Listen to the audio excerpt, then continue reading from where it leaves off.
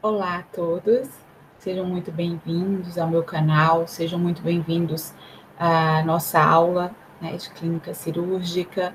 Hoje nós vamos falar de cirurgias gastrointestinais, na parte 1, né, não dá para a gente fazer uma abrangência completa em apenas uma aula de cirurgias gastrointestinais, então a gente vai dividir ela em duas partes para que não fique um vídeo cansativo, tá? Aproveitem, quem não se inscreveu ainda no canal, se inscreva, deixa seu like, diga se você gostou, tá? Qualquer dúvida, tem meu e-mail ao final do slide, tá? Da nossa aula. E aí você poderá entrar em contato, mandar um e-mail, ou mesmo deixar seus comentários aí ao final da aula, tá bom? Vamos à nossa aula, sem mais delongas. Deixa eu colocar para apresentar aqui.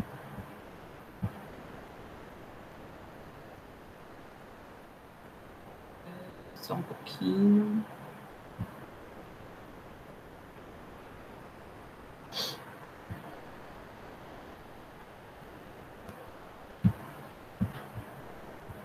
Deixa eu ver se ela vai aparecer agora. Só um pouquinho.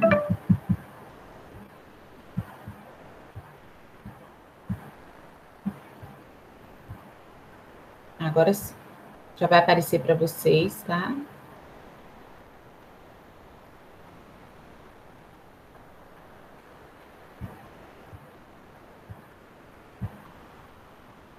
Pronto, eu acredito que já esteja aparecendo na telinha, né? Então, como eu falei para vocês, a gente vai começar com cirurgias gástricas hoje, tá? Antes da gente começar, como sempre, né? Vamos fazer uma revisão relembrando um pouquinho a anatomia e a fisiologia do sistema gástrico, porque para eu falar de uma cirurgia que acontece dentro do sistema gástrico, ou seja, do estômago, do esôfago, da boca, né, eu tenho que relembrar com vocês um pouquinho para vocês puxarem aí da memória, vocês que já tiveram anatomia, né, relembrar um pouquinho o sistema gástrico, tá? Então, lembrando que o trato gastrointestinal, a gente chama ele assim, gastrointestinal, porque gastro vem do estômago e intestinal do intestino. Então, todo o sistema gastrointestinal, tá? Então, é um trajeto de 6,9 a 7,8 metros de comprimento. Então, contando desde a boca até o final do nosso intestino, dá mais ou menos 6,9 a 7,8 metros de comprimento. Vai depender de quê? Vai depender da constituição física de cada um, da altura de cada pessoa, tá? E ele se estende desde a boca, ele começa na boca, né? Passa pelo esôfago, depois da boca vem o esôfago, o estômago, os intestinos, delgado, grosso, o reto, até terminar no ânus. Tá? Então, isso, contando tudo isso, dá mais ou menos essa metragem. E esse sistema, ele é responsável pela quebra, pela mastigação dos alimentos, pela deglutição, pela absorção, dos alimentos. E aí, depois, ele também vai expelir, através do ânus, aquilo que ele não utilizou. Tá? Então, só para vocês verem aqui agora ilustrado, né, a figura, essa aqui é a boca, né, o esôfago, tá? O estômago, tá? O estômago aqui, ó, esse mais rosinha aqui. O intestino delgado, esse do meio, o intestino grosso, tá? E aqui tem o fígado, que também é um órgão acessório, né? A vesícula biliar, o pâncreas, né? Que são órgãos acessórios do sistema gastrointestinal. Então, a cirurgia gastrointestinal é o processo terapêutico, ou seja, é o processo para tentar curar o paciente que um cirurgião vai realizar, né, quando ele abre diretamente o estômago, o intestino, tá? O fígado, o baço, o pâncreas, tá? Quando vai fazer a cirurgia na boca, tudo isso são cirurgias gastrointestinais. Algumas dessas cirurgias feitas nesse sistema gastrointestinal têm alguns nomes.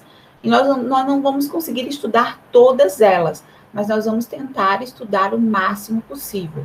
Então, algumas cirurgias que nós vamos ver, as principais, né, que são as gastrectomias, as ostomias, que são as aberturas, né? A hernioplastia, a apendicectomia e a hemorroidectomia. Essas são algumas das cirurgias que nós vamos estudar hoje. Primeiro, o paciente vai até o médico, né? Ele vai realizar o diagnóstico e vai decidir ou não por uma cirurgia. Após ele avaliar todos os sinais, os sintomas do paciente, vai pedir os exames, que podem ser exames de laboratório, podem ser exames de imagem, o médico pode pedir uma ultrassonografia, pode pedir uma tomografia, uma ressonância magnética, que são os considerados exames de imagem.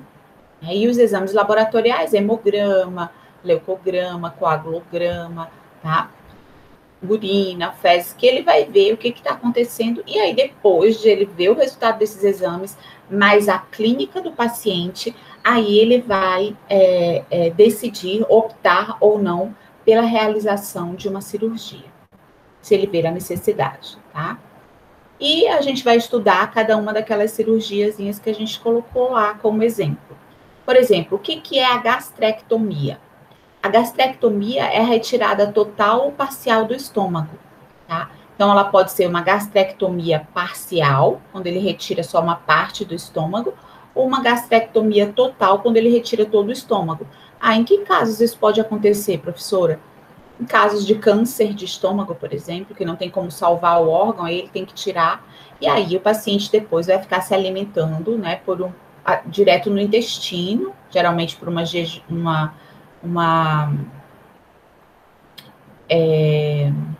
geralmente por uma sondinha que eles colocam no intestino, né?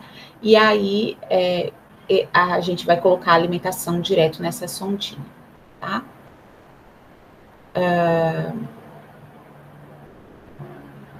E quando acontece isso, de retirar uma parte ou todo o estômago, tem algumas consequências nutricionais, claro, né? Não é a mesma coisa, se a pessoa não pode mastigar, engolir um alimento, ela não vai ganhar o mesmo peso que ela ganhava, com certeza, né? Ela acaba perdendo bastante peso, os nutrientes têm que ser bem balanceados para que essa pessoa não tenha uma desnutrição, tá?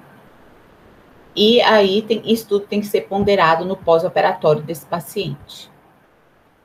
Aqui, ó, só para vocês entenderem, né, através da visualização, ó, aqui é uma figura de uma pessoa, que eu tô passando a setinha, tá vendo? Que tem o estômago todo completinho. Aí, depois que ele passou pela cirurgia, ó, tiraram a parte inferior, fizeram uma gastrectomia parcial, tirou e conectou o intestino, a boca do intestino, direto no pedaço que ficou. Tá?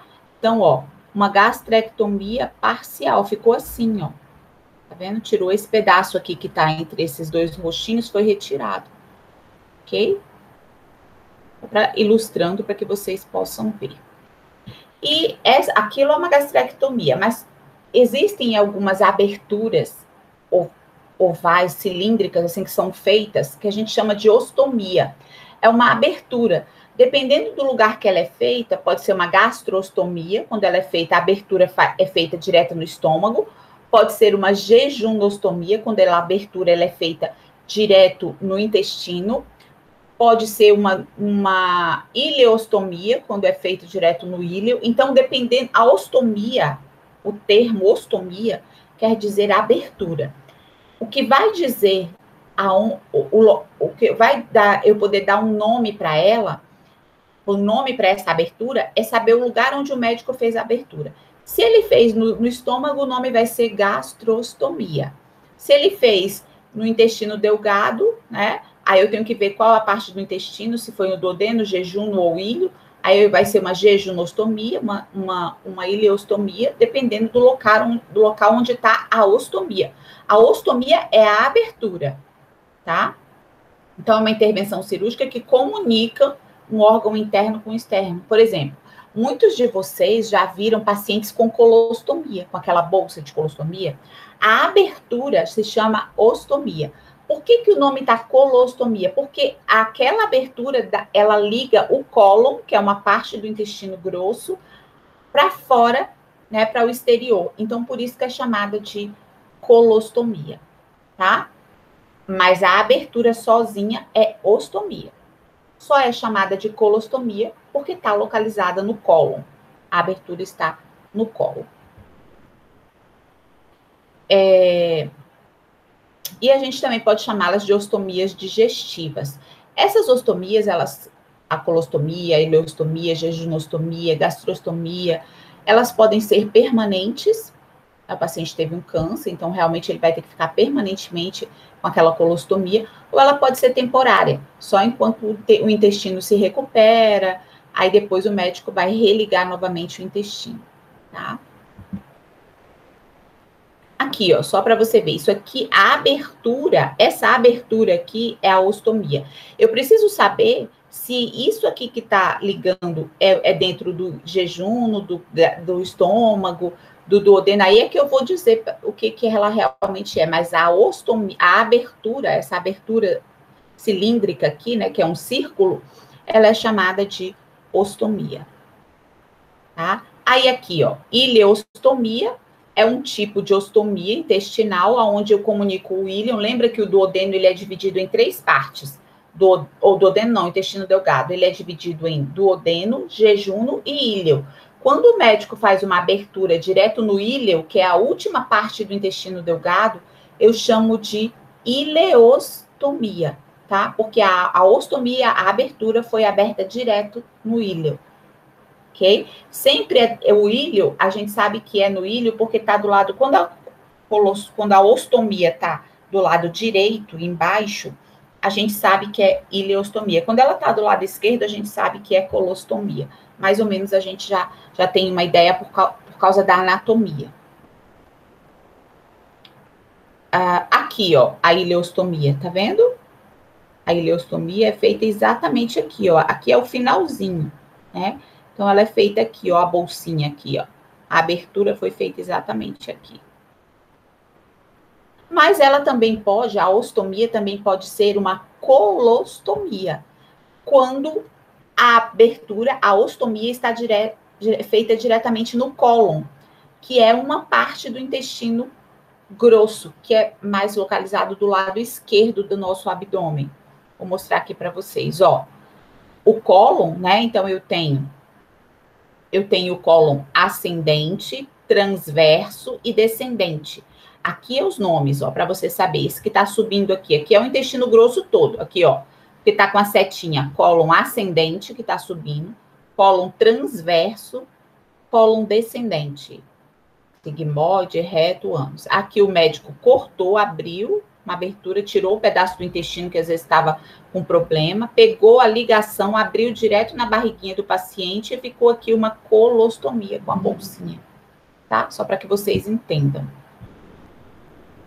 Aqui, a colostomia pode ser aqui no cólon ascendente, pode ser no cólon transverso, pode ser no cólon descendente ou aqui no sigmoide, tá? Então, vai depender da área afetada, né? Se todo esse intestino que tiver afetado, ele vai fazer aqui, no cólon ascendente. Mas se tudo isso daqui tiver íntegro, só tiver afetado esse pedacinho, ele vai fazer aqui para perder pouco intestino, né? Então, se ele fizer aqui no ascendente ou no transverso, vai perder bastante intestino. Mas às vezes o paciente não precisa perder tanto, por isso que ele faz aqui embaixo, tá? Aqui são as bolsas de colostomia, só para mostrar para vocês, esses pacientes que ficam com essa colostomia ou a ileostomia, lembrando que são cirurgias que podem ser permanentes ou temporárias, né? Então o paciente pode ficar com aquilo para sempre ou pode ser temporariamente, mas aí o paciente vai ter que começar a utilizar uma bolsa para que as fezes saiam dentro daquela bolsa, né? Então essas bolsinhas, ó, tem esses vários tipos. A gente corta de acordo com a abertura, né? Isso aqui é de um material bem molinho, como se fosse um hidrogel, tá? E aí o paciente pode vestir a roupa por cima, aí quando a bolsinha estiver cheia de cocô, ele só faz trocar. Outra cirurgia, se vocês tiverem mais alguma dúvida, alguma pergunta, deixem aí nos comentários de vocês, ou então mandam um WhatsApp aos meus alunos, perguntando, não tem problema, tá? Professora, fiquei com dúvida. Para o vídeo agora, manda uma perguntinha para mim. Professora, eu queria saber alguma coisa sobre a colostomia, sobre a ostomia. Manda para mim, ou então para o vídeo, pergunta aí nos comentários que eu vou estar respondendo para vocês, tá? As hernioplastias. Hérnia é quando o tecido, uma hérnia acontece quando o seu tecido muscular ele fica folgado, frouxo. É quando a sua musculatura rasga, como se fosse um elástico que ficasse, que não tivesse mais, não tivesse mais aquela força de esticar, tá? Aí o cirurgião vai criar a hérnia, que fica, abre assim, né? Abre um buraco que não sustenta mais, aí cria a hérnia. E a cirurgia que o cirurgião vai lá e sutura, costura aquele buraquinho que abriu, é chamado de hernioplastia, tá? As abdominais são as mais comuns. Elas têm as inguinais, que são na região da região inguinal, as umbilicais, as epigástricas, tá? Aqui, as hérnias podem ser aqui, ó, nesses locais, na parte femoral, na parte inguinal, na umbilical, na epigástrica, tá? E aí, aqui, o médico vai suturar para poder fechar essa hérnia. Outra cirurgia, também do aparelho digestivo, é a apendicectomia, que é a retirada do apêndice. O apêndice é uma pontinha no intestino grosso, que ninguém sabe direito para que serve, né? Só fica acumulando, dependendo se você se alimentar de coisas muito gordurosas, aí vai se acumulando dentro daquele saquinho restos de alimento. E aí um dia esse apêndice vai e infecciona, tá? E aí o médico tem que fazer uma apendicectomia. Ó, é esse bichinho aqui, ó, tá vendo o apêndice? Esse rabinho aqui. Aqui é antes da apendicectomia e depois, quando ele tirou. A incisão geralmente é feita aqui, do lado direito.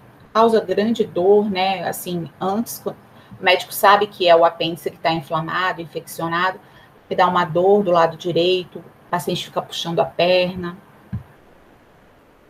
Outra cirurgia também do aparelho digestivo, né, do aparelho gastrointestinal, são as hemorroidectomias. Então, hemorroidas são infecções que acontecem na parte do reto, do ânus do paciente, e aí às vezes precisa ser retirado, porque dói muito quando a pessoa vai fazer cocô, sangra pra caramba, tá? Então, geralmente eles utilizam a anestesia RAC ou peridural, e o paciente às vezes tem que pernoitar no hospital. Ó, aqui é a saída do ânus, ó, e as bolsas de hemorroida inflamadas, infeccionadas, ó, às vezes ela até se exterioriza. E aí o médico tem que fazer ele aborda pelo ânus, né, do paciente e retira e sutura, costura, retira a parte que está inflamada e costura, sutura, tá? Aqui a gente tem um estudozinho de caso, só para que vocês entendam, né, como é que acontece da gente receber o paciente. Então, por exemplo, o cliente WSS, 45 anos, sexo masculino, nível superior completo, tabagista, ou seja, ele fuma, solteiro, branco, foi recebido no centro cirúrgico para cirurgia de ostomia, para aplicação de colostomia devido à complicação de carcinoma retal. Então, ele vai fazer uma colostomia porque ele está com câncer no reto, tá? Após procedimentos cirúrgicos de ileostomia, foi colocada uma colostomia no íleo, o cliente encontra-se em decúbito dorsal, deitado de costas, né? Sedado, ou seja, tá ainda dormindo, pós-extubação, ou seja, foi entubado, e aí foi retirado o tubo dele, né? Bolsa de colostomia em perímetro abdominal inferior direito, com sonda vesical de demora, né? Acesso venoso periférico em membro superior esquerdo. Ao exame físico, você tem os seguintes achados: o paciente está em BEG, ou seja, em bom estado geral, BEG quer dizer bom estado geral, corado, afebril, respirando sem auxílios de aparelhos, uma frequência respiratória de 22 RPMs, né, respiração por minuto, uma frequência cardíaca de 70 BPM, batimentos por minuto. Certo de que não há risco para o transporte, o paciente e cliente segue juntamente com a equipe de transferência, com medicações em bomba de infusão, monitoramento cardiorrespiratório, conforme critério médico, para o setor de RPA, recuperação pós-anestésica. Então, ele saiu da sala de operação, terminou a cirurgia e levaram ele para a recuperação pós-anestésica, para a RPA, que a gente já estudou sobre isso, tá? E aí, quais são os diagnósticos de risco que a gente faz desse paciente? Quais são os riscos que esse paciente corre? Ele tem um risco de infecção no pós-operatório, não é verdade? Ele tem o risco de infecções, né, no acesso venoso periférico, né, devido ao procedimento cirúrgico. Ele tem risco de queda quando ele estiver acordando, né. Ele perdeu a integridade física da pele, porque houve uma abertura, uma ruptura, né? Houve uma alteração da eliminação digestiva, que não vai mais ser feita pelo reto, e sim dentro da bolsa, tá? E ele tá com o órgão dele exteriorizado, parcialmente através da ostomia, que é o ilho. Quais são as intervenções que nós da enfermagem podemos fazer? Quais são os cuidados que nós da enfermagem temos que prestar a esse paciente, né? Então, além dos cuidados pós-operatórios gerais, que você vai monitorizar esse paciente, né? Vai verificar os sinais vitais, vai verificar a perfusão periférica desse paciente, vai verificar se ele está bem, né? Se está bem acomodado, se não está com dobraduras embaixo do corpo dele, cuidados após a anestesia, tá? Também você vai verificar se o abdômen dele não distendeu, tá? Se está tendo hemorragia, se houve deiscência, ou seja, abertura da ferida, tá? Se o paciente está com sinais de choque, está com sudorese, pele fria, taquicárdico, se ele está com dificuldade respiratória, tá? Se aconteceu alguma infecção ao longo dessa recuperação pós-anestésica desse paciente. Então, no pré-operatório dessas cirurgias, a gente já vai explicar para eles o que vai acontecer, se ele vai ficar com a bolsa, se não vai, o motivo da cirurgia, o tipo de anestesia que ele vai ter. Então, tem toda uma conversa para acalmar esse paciente, né? Vai explicar para ele a necessidade de respirar profundamente, administrar os sedativos, os medicamentos, fazer a tricotomia, tá? Desse paciente, observar o jejum, monitorizar, tá? Informar se tiver que preparar o intestino, fazer lavagem intestinal, administrar antibiótico, enviar sangue para o laboratório. Esses são os pré-operatórios, né? Explicar ao paciente que logo depois da cirurgia ele vai ficar em dieta zero, né? Por no mínimo 12 horas, né? E depois é que vai começar a se alimentar com dieta líquida. Realizar o exame físico completo, monitorar os resultados dos exames laboratoriais, os termos que se estão assinados ou não, tá? E depois, no pós-operatório, você vai receber esse paciente na RPA, vai fazer a monitorização desse paciente continuamente, né? Na primeira hora de 15 em 15 minutos, e depois de 2 em 2 horas, depois de 4 em 4 horas, e depois de 6 em 6 horas, conforme ele for passando bem as 12 horas primeiras no pós-operatório. Tá? Vai verificar se os drenos estão funcionando, se os acessos intravenosos dos catéteres está tudo ok, se ele precisa manter sonda nasogástrica, se ele precisa colocar meias elásticas por causa da trombose, auxiliar o paciente a se virar, a respirar profundamente, a se virar, tá? Outra coisa, se ele tiver dor, você vai fazer medicamento para dor, mudar os curativos, se for necessário, aumentar a dieta conforme a prescrição médica, orientar o paciente sobre os hábitos dietéticos, né, que não pode comer de tudo, tem que comer pequenas porções fracionadas, evitar alimentos muito condimentados, tá? Orientar o paciente quanto aos cuidados com a bolsa, com o curativo, com a higiene. Então, a assistência de enfermagem, ela concentra-se nas intervenções destinadas a prevenir e a tratar qualquer complicação, qualquer intercorrência, por menor que seja, no pré e no pós-operatório, tá? Então, se a gente prevenir isso, o paciente vai ter uma recuperação melhor, né? Vai poder, não terá infecção, não correrá risco de ir a óbito, tem risco, toda cirurgia tem risco, mas nós, da enfermagem, podemos minimizar esses riscos, ou seja, reduzir os riscos do paciente ter complicações, amenizando a dor, melhorando a qualidade de vida desse paciente, tá bem? E é isso, hoje a aula de hoje são essas cirurgias, né? Amanhã a gente vai estar vendo outras cirurgias gastrointestinais. Qualquer dúvida que você tenha, pode me mandar um e-mail, ou então pode mandar mensagem no WhatsApp dos meus alunos, ou pode deixar aqui os seus comentários no vídeo, tá? Muito obrigada por assistir a aula. Eu agradeço a todos vocês. Fiquem todos com Deus. Que o Pai do Céu abençoe e proteja. Vocês tenham muita saúde. Um beijo no coração.